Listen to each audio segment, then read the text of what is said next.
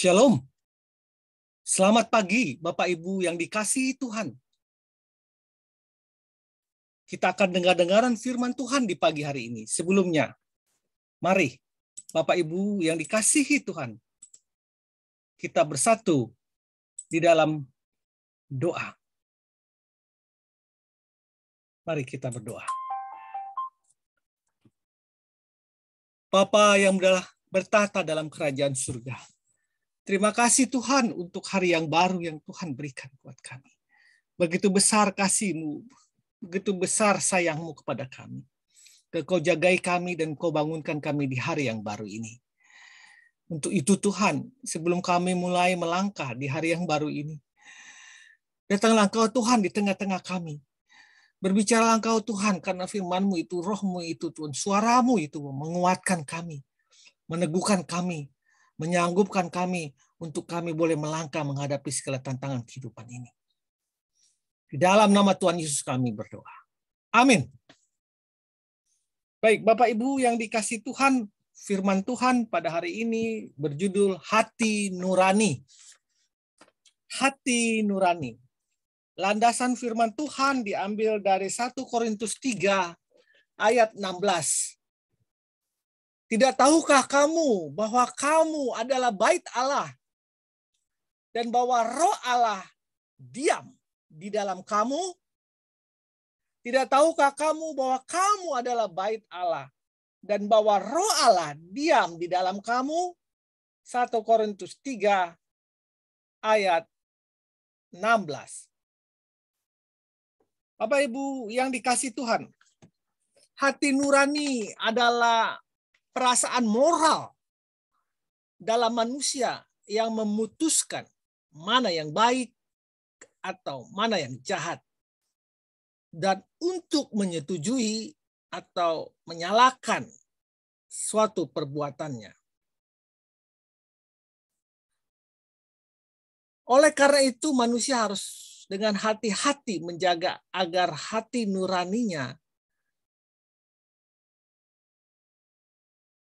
tetap di dalam prinsip-prinsip kebenaran. Hati nurani tidak bisa bertindak, melainkan dia bisa menyampaikan penilaian, memutuskan apakah tindakan kita seturut atau bertentangan dengan kehendak Allah. Bapak Ibu yang dikasihi Tuhan. Firman Tuhan di 1 Korintus 3 ayat 16 tadi mengatakan, tidak tahukah kamu bahwa kamu adalah bait Allah dan bahwa roh Allah diam di dalam kamu? Hati nurani adalah roh Allah yang diam di dalam hati kita. Di mana Allah menyuarakan kehendaknya. Tinggal, yaitu Roh Kudus itu di hati kita. Jadi Bapak Ibu yang dikasihi Tuhan, hati nurani itu adalah roh Allah sendiri yang diam di dalam kita. Roh Kudus itu.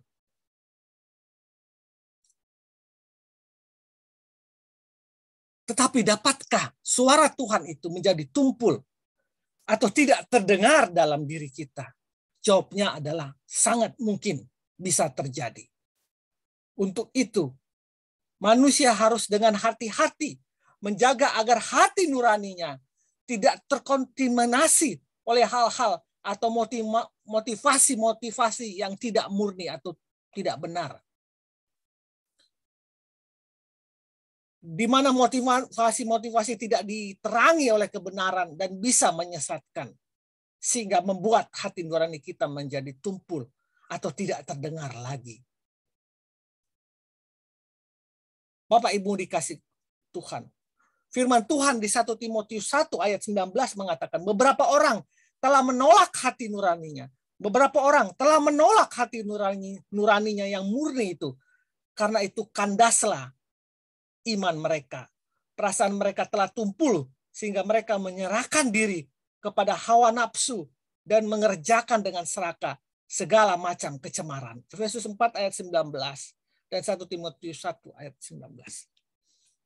Jadi bila kita menyerahkan perasaan kita itu, diri kita itu, kelakuan kita itu kepada segala macam kecemaran, maka hati nurani yang murni yang ada dalam hati kita, yaitu Tuhan sendiri melalui Roh Kudus-Nya, akan menjadi tumpul di dalam kita.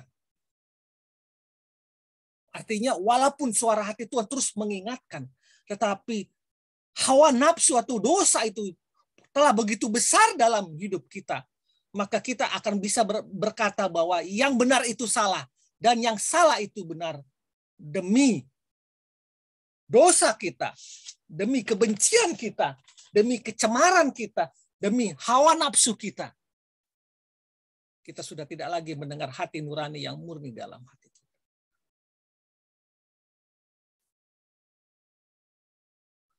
Jika kita percaya bahwa firman Tuhan, bahwa Roh Kudus adalah suara Tuhan atau suara Roh Kudus ada di dalam hati kita, maka kita harus hati-hati dalam menjalani kehidupan di dunia ini. Biarlah hati nurani kita tetap berada dalam hati kita. Janganlah kita dikalahkan oleh kebencian dan iri hati dalam hidup ini. Begitu banyak pergumulan kehidupan yang kita hadapi, sehingga kita mulai berkompromi dengan segala macam hawa nafsu dan kecemaran. Dan pelan-pelan kita tidak lagi mendengar hati nurani murni yang dalam hati kita. Hati nurani kita dikatakan tumpul. Bapak Ibu yang dikasih Tuhan, dimanapun Anda berada. Sekali lagi, saya mengatakan bahwa hati nurani yang murni itu adalah Allah sendiri yang diam di dalam kita. Seperti firman Tuhan di dalam Yeremia 31 ayat 33 mengatakan, Aku akan menaruh Tauratku dalam batin mereka dan menuliskannya dalam hati mereka. Aku akan menjadi Allah mereka dan mereka akan menjadi umatku. Jadi firman Tuhan itu, Allah itu, Roh Kudus itu, ditaruh di dalam hati kita.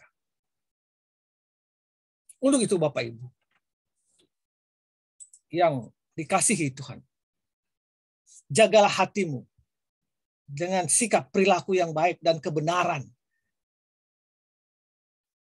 Dengar-dengarlah dengan Allah melalui Roh Kudus yang ada dalam hatimu.